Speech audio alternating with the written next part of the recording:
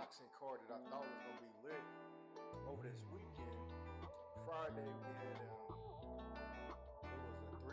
well actually a 4 card fight. They had like with it being in New York, they started off with a firefighter versus police, Red Blue Corner, whatever. I want to say the cop may have won. No, the firefighter won. But anyways, that was just to start the fight off. I did like the way that they did it before the zone.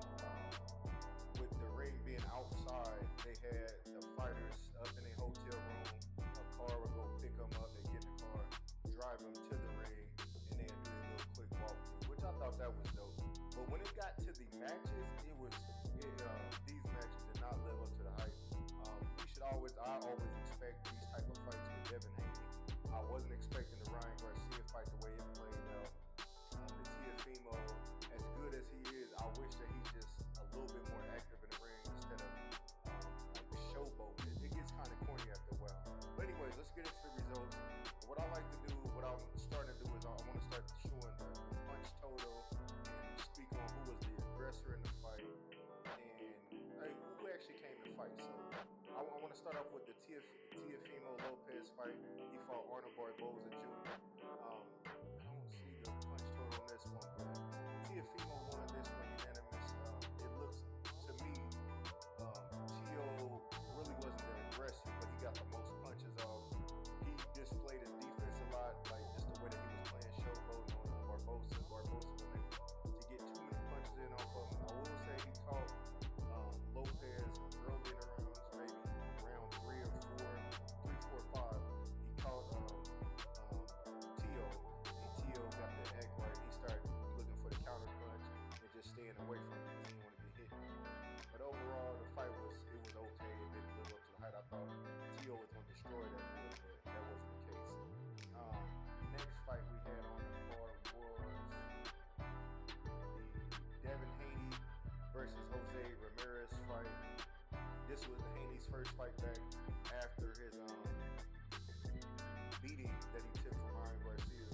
That was very active. They said he was on steroids, and I'm starting to believe he was.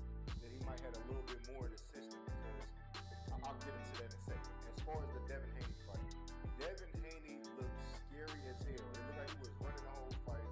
Every time Ramirez went to throw a punch and load up on a punch, you could see Haney's eyes like he's like, damn, please don't let this punch drop me. So I think he's being very cautious, but like the fight that he put on it was piss poor. It wasn't a good fight. As far as the punches landed, Devin Haney threw 224 total punches. He landed 70 punches, 45 power punches, 25 jabs. Jose Ramirez threw 279 punches, and he only landed 40. Both fighters landed under 100 punches. Usually when it happened, if you think about it, 40 divided by 12 rounds, what's that? It's a couple of punches around that you landed. And that's for you to be fighting 3 minutes for 12 rounds and only landed 40 punches is disgusting. And then the same with 70, landed 70 punches. Like I said, Devin Haney just didn't look like he was what he used to be as far as when it comes to certain fights. Even with the Ryan Garcia fight, after he was getting dropped a little bit, later on in the fight he turned up, he was trying to land punches, he was trying to be aggressive. In this fight, I'll say Jose was the aggressor. He just couldn't get the punches to land. And then when he did, it was like they barely got Haney. I don't really think he caught him with too many clean shots for the most part. Yeah, they landed 110 punches. That bout makes them the fourth lowest in CompuBox history for a 12-round fight. Piss poor, disgusting display of boxing. Devin Haney, you gotta tighten the hell up. If you want these big fights, like you were saying that you're the best up in the division, you got to show something else. Right now, they still want him and Shakur to fight.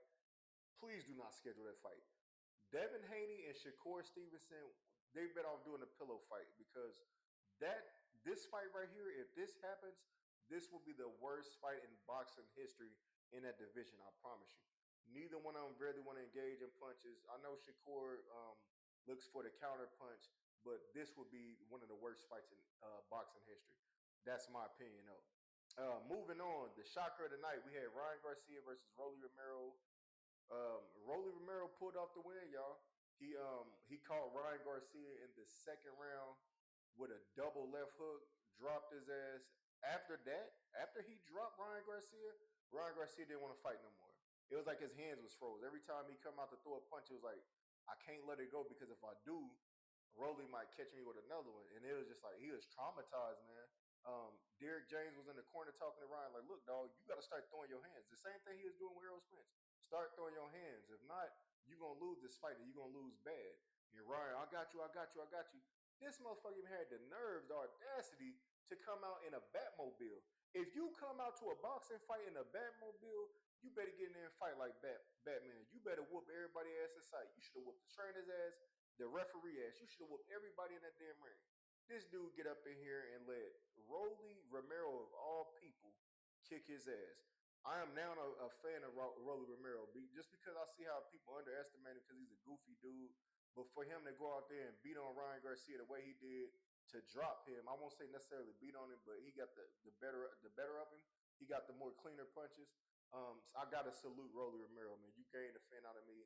I'm still hoping for the best for you. But Ryan Garcia, you got to get back to the drawing board.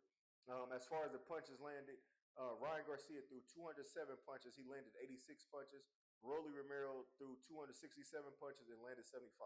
Now, even though Ryan Garcia landed more, he wasn't the aggressor in this fight. Like I said, he was getting his little punches off, but it was after he was down pretty much every round. I think he may have won, if I'm being honest, he maybe won 2 rounds out of 12.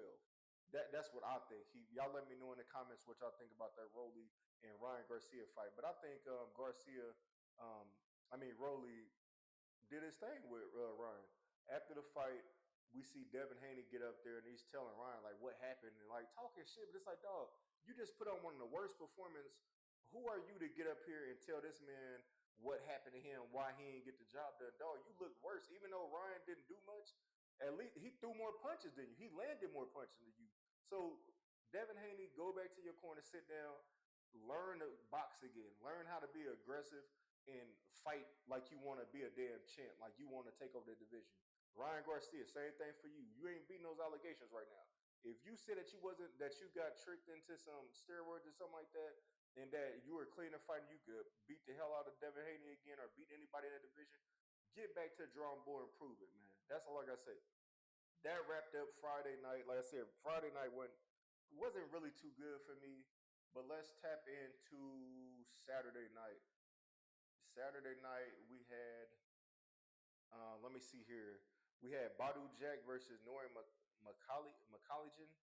Um, Badu Jack won this one. Um, Badu Jack threw 369 punches, landed 122. Narir, whatever the hell his last name is, threw 670 punches and landed 153. Badu Jack won this by majority decision. I think he landed more power punches. So usually when you land more power punches, just because you throw more punches or land a little bit more, that don't necessarily gonna win a match. If these are power punches, just a little quick jab or something like that is barely getting through, yeah, you're gonna get more punches. But if it's not power punches, you don't look like the aggressor, you're going to lose that fight. So salute to Badu Jack. He pulled that win off. Effie Ajaba versus Martin Bacoli. Effie threw 451 punches, landed 190. Martin Bacoli threw 460 punches and landed 145. This fight ended up being a majority draw. One of the biggest things I hate about boxing is when they have a majority draw or a draw at all in boxing. To me, in my opinion, if you're able to fight 12 rounds, if you train for 12 rounds, they should be able to, if it's announced that it's a draw, they should say, look, y'all, we're gonna do a sudden death round. This next round, the final round, whoever's the aggressor and lands the most punches, they will win this fight. Because if y'all already fought, if the fight is even, let them prove it in one more round. Empty the gas tank. Whoever land the most clean punches, award them the win. But stop with these draws because it really messes up, especially if this is a contender fight. Now we got to do a rematch, like they was calling for. Let's do a rematch. Effie was saying, "I believe I want to fight." I mean, he landed more, but as you go on the later rounds, since he felt like he was up so big and Bacoli was tiring out with him being a heavier fighter, Effie just started sitting back like, all right, let me just run, let me get my jab in and get the hell away from him. And like I said, that makes Martin win a couple of rounds that you could have just took and beat him by his landslide. But overall, salute to them guys. I thought for sure that was gonna be a knockout fight, but yeah, a majority draw, man. Please, they need to look into that. I know, like on not UFC, but bare knuckle, they'll do a sudden death round. But this is something that the boxers got to agree to. Most people don't want to. You never want to leave it to the judges unless you're beating the hell out this opponent and you winning by a landslide. But if it's that close, let them get a sudden death round in, and the winner of that round wins the fight. Moving on, we had Jamie McGee versus Bruno Surace. This was a rematch. Jamie ended up getting knocked out by Bruno a couple of months back. I forgot about that. That this was the same exact guy. A lot of people saying, "All right, Jamie, you washed up or whatever." He went out there and got his revenge last night. Salute to him. Jamie McGee threw 367 punches. He landed 105. 77 of those punches were power shots. Bruno threw 292 punches and landed 64. McGee was obviously the aggressor. He wanted to revenge that loss, and he got that loss back. He won that unanimous decision. Um, he's going to be able to continue to fight those top guys. He might need to win another fight, but it's always good to get your revenge on somebody that knocked you the hell out. It'd have been even better if he would have knocked him out, but it is what it is. He got the job done. Next fight on the card was the main event of the evening. Another fight that was lackluster. I want to say I was watching a movie. What was it called? The Whole Truth with Keanu Reeves. It was a solid movie. I'll get into that on my movie reviews. But as far as this fight goes, Canelo. This was a fight Canelo had. This William Skull dude was talking like he was the next big thing just because he's undefeated. This always happens. I'm undefeated. I got what it takes to beat Canelo. And then they get up in there and show their ass. And that's exactly what he did. With Canelo, with him being a legend, a lot of fighters nowadays, they don't want to fight Canelo. They want to see, hey, as long as I last 12 rounds, if I could last 12 rounds with Canelo, at least I ain't get knocked out. That's what a lot of these motherfuckers have been doing recently. As of recently, nobody wants to go out there and put it all online because they want to protect that O. But even if they do lose that O, they're like, hey, at least he knocked me out. That's how some of these cats believe, man. And when I saw this fight, I'm like, you can see um, how annoyed Canelo was because he couldn't cut off the ring because William Skull was just bouncing around like a damn bunny rabbit, just running from the whole fight. He'd throw a jab, and then on top of that, if the referee before the next round starts, he come up to both y'all and say, "Hey, y'all need to throw some punches. Stop sitting here running around, throw some punches."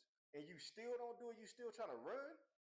You don't got no reason to be up in the ring, man. And then you're gonna lose out on these big money fights because now, even though you lost, they're gonna look at you like, wait a minute, oh, this dude just fought Canelo. He must be good. Nah, go look at the fight. He was running from Canelo the whole fight. I don't want to fight this dude. Nobody's gonna want to fight you. Now you're gonna have to go back down to getting them little bitty paydays. I think you just got paid $3 million. I'm pretty sure that's probably his biggest payday ever. I know Canelo got like 70 million, but you get 70 million just for trying to chase somebody in the ring. I mean, I'm not knocking Canelo, but it's like, Skull, go out there. If you would have won more than that, if you beat Canelo, they're gonna say, "Hey, give me the rematch, and you got all the belts. You're gonna get paid more." You feel me? But just to get into the numbers, let me see here. Canelo threw 445 punches. He threw 100. He totaling 445. 56 of those landed. Skull threw 293 punches and landed 55. Let me see here. That is embarrassing. That's another fight. That's just like the whole Devin Haney and Ramirez fight. Yeah, 56 punches landed and Skull 55 landed. So they, even though there was one punch apart from each other, Canelo was just throwing that air. He was missing like shit because, like I said, Scully was just bouncing around from corner to corner like he was playing tag or some shit. But anyways, man, this card was lackluster both nights. They didn't live up to the hype. The only thing that came great out of this night was they announced at the end of that fight that in Saudi Arabia, September 12th, we will officially have Canelo Alvarez versus Bud Crawford, a fight everybody been waiting for. If you think that motherfuckers gonna Bud Crawford is coming here to bounce around the ring and run from Canelo, you sadly mistaken. He's not trying to protect his own. He's trying to become a legend, one of the greatest of all time. If he goes out there and whoop on Canelo, Bud ain't got nothing else to prove. Beat Canelo, retire at 30, I think 38-0 or something like that. And Canelo, like I said, he's gonna get his money fights in, but I think Bud can get. I think Bud can really get Canelo. Not saying Canelo's slowing down any, but I think that once Bud start putting that pressure on Canelo, he's gonna be able to get away with some of those rounds that Canelo usually gives away. So that's the biggest thing, man. His Excellency. They announced the fight, man. So September 12th. I can't wait for that. That's gonna be a must-watch fight right there. Bud Crawford versus Canelo Alvarez.